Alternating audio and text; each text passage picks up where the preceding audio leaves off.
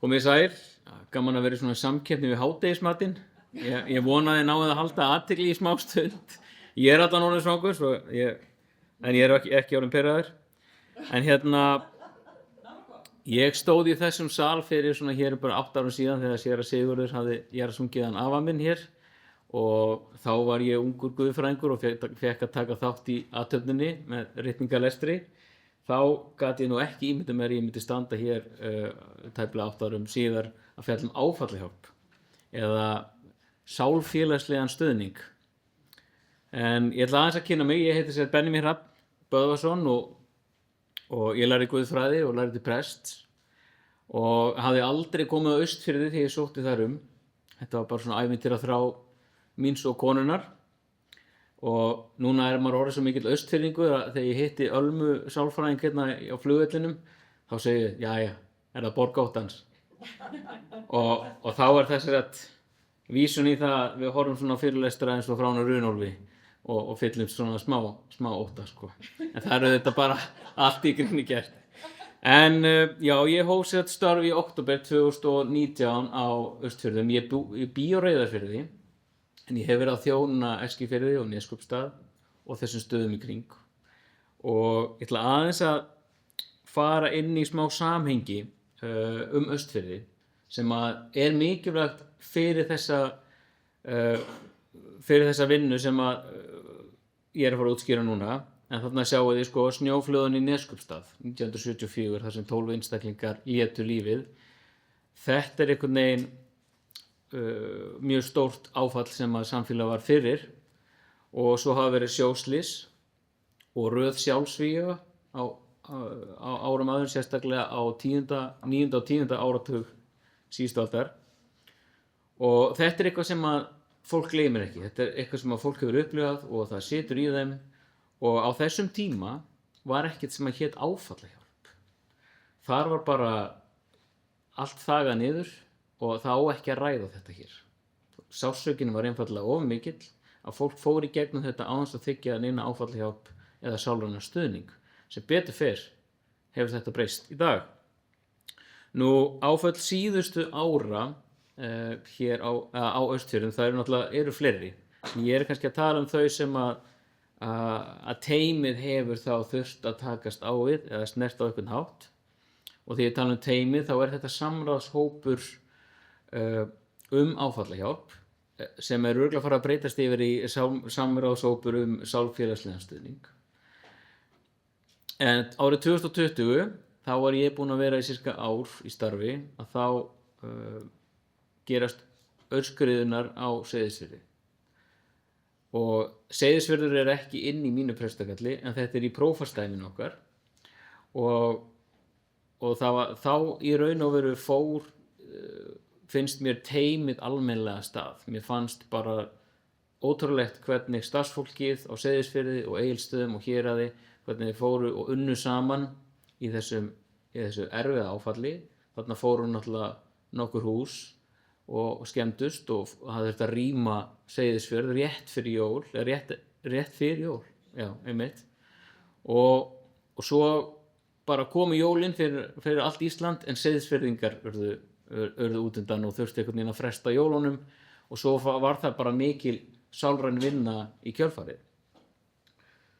Og það var opnuð náttúrulega fjöldahjálparstöð og svona eins og þetta sem við þekkjum.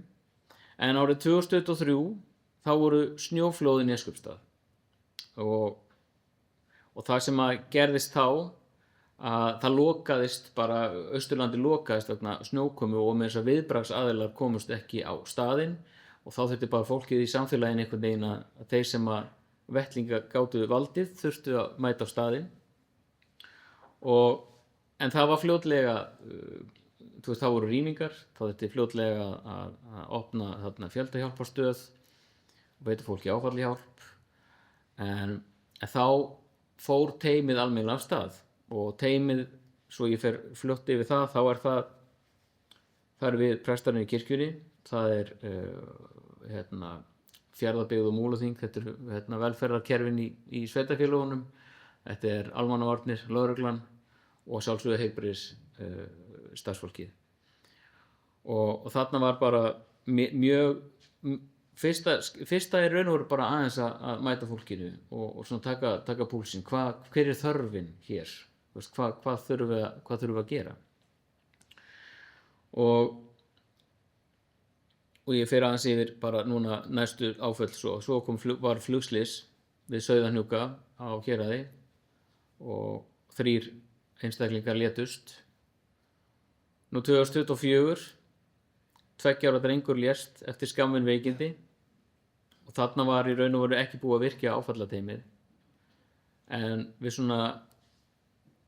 hjálpum samt við þurftum að fara í skólana, leikskólana og tala við starfsfólk og samfélagið var einhvern veginn bara enn eitt áfallið, og það var við vorum nýbúin að einhvern veginn að vinna þá undirbúningsvinnu fyrir haustið. Skólarnir voru að ljúka, það var búið að undirbúa starfsfólk, börnin, af því að þarna voru 2 drengir sem höfðu misst bróður sinn, þeir voru að fara að koma aftur í skólan og það átti að fara að undirbúa það. Sama dag og það gerist, þá deyr faðir hans, faðir þessa drengs, 2 ára drengs, hann deyr líka og eftir voðaskot á gæsaveiðum, og þá bara hrynur samfélagið aftur og þá er bara virkjað teymið og við förum í það að vinna í því sem þarf að gerast, og við höldum þarna minningarstund, og sama dag og minningarstundin að þá eru hjón myrt í heimahúsi í Neskaupstað, og á þeim tímapunkti að þá upplifum við prestarnir og starfsfólki sem það bara, nú þurfum við áfallamiðstöð á staðinn. Og svo þarna í september, mjög fljótlega eftir þetta, að þá sjálfsvíg, 2 barna faðir, og síðan það bara í sama mánuði ungur maður á Fáskrúðsfirði sem tekur sér dagslíf, og síðan í ágúst á árið 2025 að þá var það ung kona og móðir frá Fáskrúðsfirði sem tekur sér dagslíf. Nú, samráðshópurinn áfallateymið eins og ég kalla það. Þegar ég tala þetta þá tala ég áfallateymið. Ég kannski fæ að nefna það hér þótt að við séum að reyna að finna ykkur önnur nöfn fyrir þetta. En mikilvægi samvinnu fagfólks var ljóst í kjölfar þessa skriðufalla á Seyðisfirði árið 2020. Og til varð öflugur hópur fagfólks sem kom sér saman verklag í kjölfar áfalla. Og eins og áður sagði, þá eru í hópnum fagaðilar úr ýmsum stofnunum, Rauða krossinum, ég glemti því áðan, fyrirgefðu Sigga, ég veit þú ert ekki starfina. Hæ. Ég veit að ég sé það, hún er rauði framan og brjálu út í mér. Rauði krossinn, HSA, félagsþjónustan og lögreglan og sjálfsögðu Þjóðkirkjan. Nú áfallateymið og þetta eitt af sem við höfum rætt á okkar samráðsfundum, við erum ekki viðbragðsaðilar. Það björgunarsveitin, lögregla, sjúkraflutninga, fólk og slökkvilið, þetta eru viðbragðsaðilar. Áfallateymið, við höfum 2 meginmarkmið: að tryggja áfallahjálp, sálfélagslegan stuðning og svo að tryggja eftirfylgd. Og hvernig starfar teymið? Nú, númer 1, viðbragðsaðilum tilkynnt alvarlegt slys eða andlát, og svo mjög fljótlega mun tengiliður þessara viðbragðsaðila innan teymisins, innan okkar teymis, hann tilkynnir teyminu slysið eða andlátið og við sendum strax út fundarboð. Og svo á þessum fundi þá tökum við stöðuna, við deilum með okkur upplýsingum og við greinum aðeins þörfina, hvað þurfum við að gera. Við skiptum verkefnum á milli okkar og áfallahjálp eða sálfélagslegur stuðningur veittur. Og síðan þegar það búið, það verkefni að tryggja það að það búið að ná til allra hópa, allra einstaklinga, að þá förum við að kortleggja þörfina og tryggja eftirfylgd. Og dæmi verkefni, svo að þið fá aðeins einsýn inn í, hvaða verkefni þetta? Þetta áfallahjálp fyrir starfsfólk, leik- og grunnskóla, fyrir vinnustaði, stofnanir, ungt fólk, mér finnst mjög gott að nefndir þarna því að við áttum okkur því að unga fólkið, 18-25, þetta gleymist oft. Viðrunarfundir með viðbragðsaðilum. Það eru sumar stofnanir sem að veita handleiðslu strax til sinna viðbragðsaðila, en svo eru aðri viðbragðsaðilar sem fá það einfaldlega ekki, og þá er það oft okkar hlutverk teymisins að mæta og veita þeim stuðning. Minningarstundir, ég fer kannski aðeins betur yfir það eftir. Opnar kirkjur, þar sem sálgæsla veitt. Nú áfallamiðstöðin, gríðarlega mikilvæg. Viðtöl og sálgæsla, handleiðsla fyrir starfsfólk áfallateymis. Þetta er líka eitt af því sem var nefnt hérna áðan, að við erum fólk líka og við þurfum stuðning, og það var svo sannarlega mjög dýrmætt. Nú fræðsla og forvarnir, þetta er kannski aðalega í tengslu við sjálfsvígin, að þegar sjálfsvígin, það kom svona smá bylgja af sjálfsvígum, þá rifja það upp í samfélaginu, gömlu áföllin, og til var svona ákveðin ótti, og þá ákveðum við að leita til sérfræðinga, Píetasamtakanna og fleiri, og stuðla að forvörnum og fræðslu, og mættum þessu fólki, og samráðsfundinir og skipulögð eftirfylgd. Þetta er svona dæmi verkefni, auðvitað eru fleiri. En minningarstundinar og áfallamiðstöðvar, eða fjöldahjálparstöðvar, þetta er svolítið kannski svona mjög þungt hjá mér, ég veit ekki, en minningarstundinar eru gríðarlega mikilvægar. Þar kemur samfélagið eftir stór áföll, sýnir samhug og samstöðu. Og við höfðum það þannig að prestarnir, við sáum minningarstundinar, en á minningarstundunum voru heilbrigðisstarfsfólk, það voru sálfræðingar, félagsfræðingar, félagsráðgjafar, svona hluti af teyminu sem kom og studdi við okkur. Þetta voru ekki bara við prestarnir, heldur var þarna fagfólk líka með okkur. Og alltaf í kjölfarið á minningarstundunum, þegar það var áfallamiðstöð opin, þá bentum við fólki að safna saman þar og þiggja sálrænan stuðning, og lögðum mikla áherslu á það. Við vitum hvernig þetta var á árum áður. Þá mátti ekki tala um þetta, það var enginn sem þurfti hjálp. Við ætlum ekki að fara þá leið. Við ætlum að tala um þetta og við ætlum að þiggja hjálp. Og það var bara rosalega mikil trafík og mikið af fólki sem kom. Þannig var það einhvern veginn bara tíðrandinn í þessu. Við ætlum ekki að fara að loka okkur inni og tala ekki um þetta. Og það var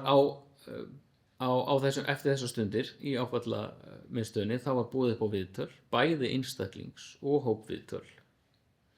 Og þarna náðum við einhvern veginn stöðunni á fólkinu, bara hvað var í gangi, eins og þegar snjóflóðin 23 voru, þá var mikið af fólki sem mundi eftir áfallinu 1974, og þá fóru þau fyrst jafnvel að vinna í þessu almennlega, og þessum fólk var fylgt eftir.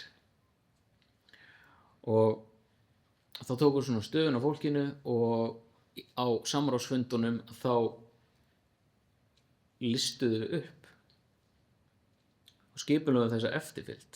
Pössum upp á það að enginn má gleymast. Og þarna við erum lítið samfélag, við þekkjumst flest, þekkjumst flest, við getum orðað þannig, að það var svolítið auðvelt að kortleggja, ekkert auðvelt, það var verkefni, en það var ekkert mjög erfitt að kortleggja svona hverjir eru nánustu, hverjir þurfa mestu hjálpina, og þetta var svona litakóðar. Og ég þakka Guði fyrir Excel-fólkið í teyminu okkar. Þetta eru mikli snillingar, og einn sem geti verið mamma mín sem betur en ég í Excel, og hún var bara með risastórt Excel-skjal með litakóða, alveg pottþétt, sko.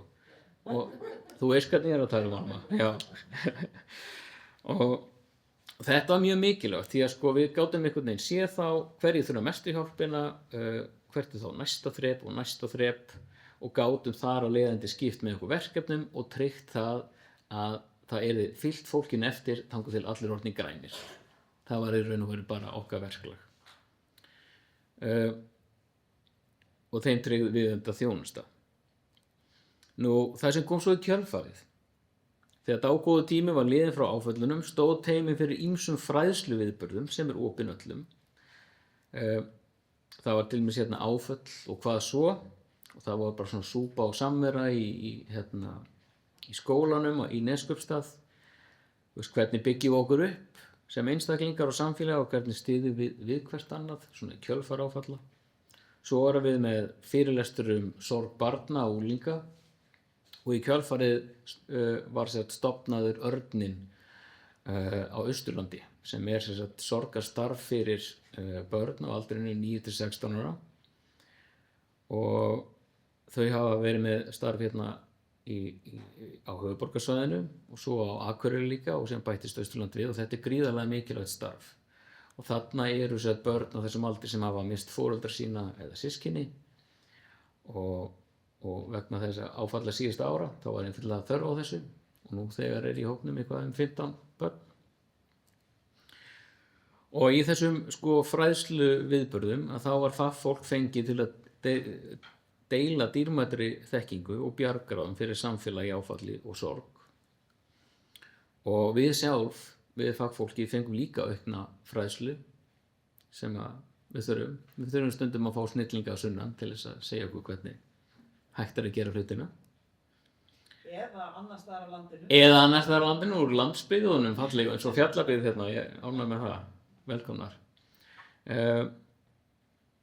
já og það voru svo sannarlega forsendur fyrir þessu og síðan var aukin þjónusta og þarna sjáum við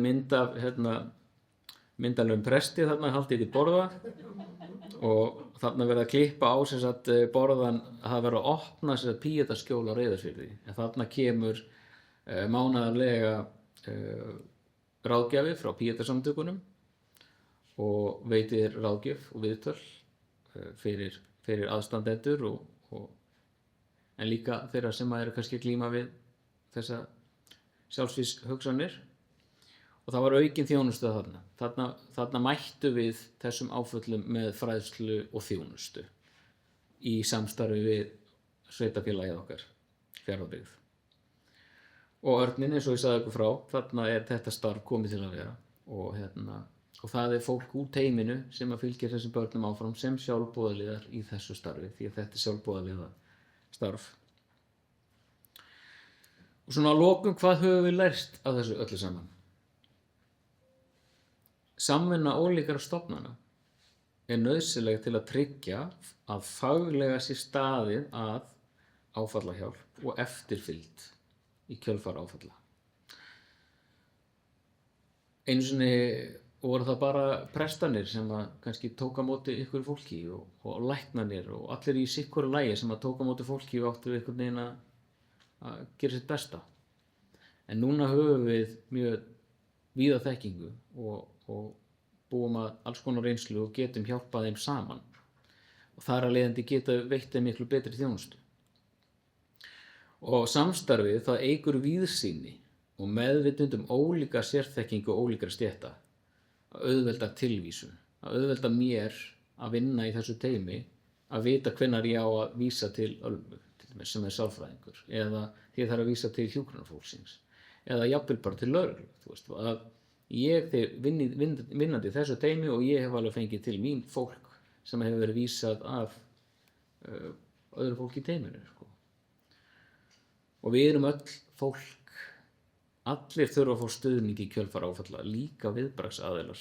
og starfsfólk áfallateymis ég var svo þakkláttur fyrir sálfræðinginn sem kom sem hafði starfað í útlöndum í einhverjum svaka ástandi kemur til þess að fylla okkur, styrkja okkur og það gaf mér mjög mikið að fá smá handleiðslu og ég held að það sé bara eitthvað sem við verum öll að hafa hugfast að við þurfum líka stuðning, við sem erum að mæta við sem stöndum í eldlínunni og það var líka þannig að það var ekki má bjóða í tíma bara þú átt tíma já aldrei... hvort viltu 9 eða 10 já, það var svolítið svona fékkst eiginlega ekkert að velja og svo vildi maður bara vera lengur já. En það var einmitt líka bara það þurfti einhvern veginn að vinna það í kerfunum okkar hver borgar þetta allt saman hver ætlar að vera sá sem borgar þetta erum við með fjármuni og það var líka öll þessi eftirfylgd þeir sem eru ennþá rauðir eða gulir í skjalinu peningurinn búinn hérna þar fáum við meiri pening til þess að og allt svona eitthvað sem að mér finnst mikilvægt að hugsa í þessum stóru skýrslum sem gert að það einhvers staðar hægt að grípa sjóð peninga fyrir þá vinnu. Og svo síðasti punkturinn, það mikilvægt að funda með reglulegu millibili þó engin áföll eigi sér stað, því við vitum aldrei hvenær það gerist næst og þá gott að vera tilbúin, svo varst að nefna á hann Tryggvi. Því miður áföllin munu gerast aftur og þá einmitt gott að hafa svona tilbúið verklag.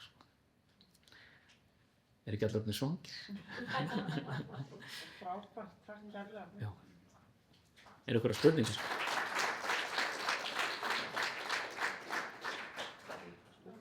Já. Bara takk kærlega, það mjög alveg líkt og áhugavert að heyra. Það sem var að velta fyrir sér því að þið sjóðum að landi, sko. Það byggðir yfir dreifðar og allir gestar sem hafa svo viljandi í Neskaupstað og það var bara allt áfall.